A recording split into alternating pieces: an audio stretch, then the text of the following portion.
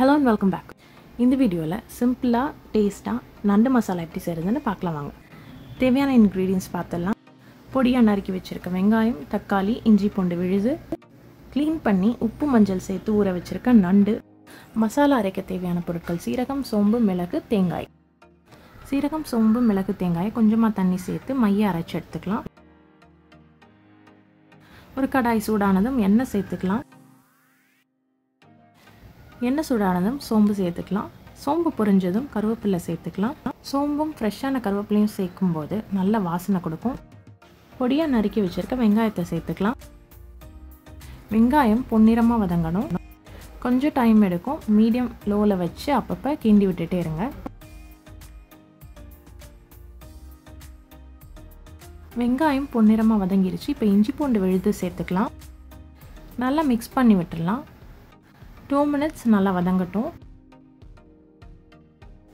வதங்கினோடனே cut பண்ணி வச்சுருக்க தக்காளி சேர்த்துக்கலாம். தக்காளியும் நல்லா வதங்கணும். கொஞ்சமாக உப்பு சேர்த்துக்கிட்டா சீக்கிரம் வதங்கிடும். தக்காளி ஒரு couple of minutes வதங்கின பிறகு மசாலா பொடிகள் சேர்த்துக்கலாம். முதல்ல மிளகாய்த்தூள் சேர்த்துட்டு நல்லா வதக்கி விட்டுடலாம். நான் குழம்பு மிளகாய்த்தூளும் தனி மிளகாய்த்தூளும் சேர்த்துருக்கேன். உங்ககிட்ட எது அவைலபிளாக இருக்கோ அதை சேர்த்துக்கோங்க. குழம்பு மிளகாய்த்தூள் ரெசிபி லிங்க் டிஸ்கிரிப்ஷன் பாக்ஸில் ஷேர் பண்ணுறேன். அதையும் ட்ரை பண்ணி பாருங்கள். நல்லா மிக்ஸ் பண்ணி விட்டுட்டு மல்லித்தூள் சேர்த்துக்கலாம்.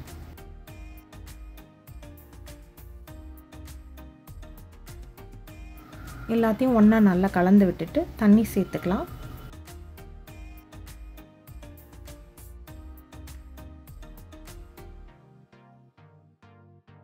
நம்ம சேர்த்துருக்க பொடியெல்லாம் பச்சை வாசனை போக நல்லா கொதிச்சு வரணும். நல்லா கொதிச்சு வர நேரத்தில் நம்ம சுத்தம் பண்ணி வச்சுருக்க நண்டு சேர்த்துக்கலாம். எல்லாத்தையும் ஒன்றா நல்லா கலந்துக்கலாம். கொஞ்ச நேரம் மூடி போட்டு வேக வச்சிடலாம். கிராப் குயிக்காக வெந்துடும். வேக வேக ஆரஞ்சு கலரில் மாற ஆரம்பிச்சிடும். அப்பப்போ ஓப்பன் பண்ணி மிக்ஸ் பண்ணி விட்டுடலாம்.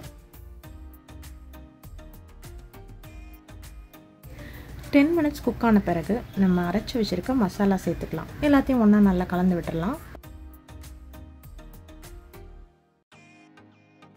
தேவையான அளவு தண்ணி சேர்த்துக்கலாம். கொஞ்சமாகவே சேர்த்துக்கலாம். அப்போ தான் மசாலா நல்லாயிருக்கும்.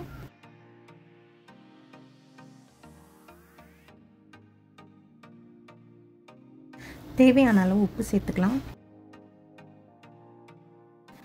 கொஞ்சமாக புளி கரைசல் சேர்த்துக்கலாம்.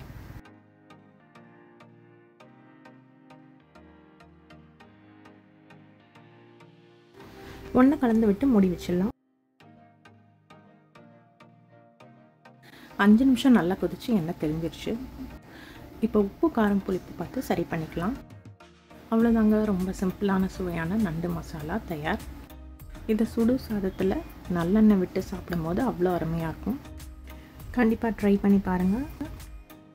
நண்டு எப்படி சுலபமாக க்ளீன் பண்ணுறது அப்படின்ற வீடியோ, நண்டு ரசம், நண்டு வறுவல் ரெசிபி லிங்க்கையும் டிஸ்கிரிப்ஷன் பாக்ஸில் ஷேர் பண்ணுறேன். அதையும் ட்ரை பண்ணி பாருங்கள்.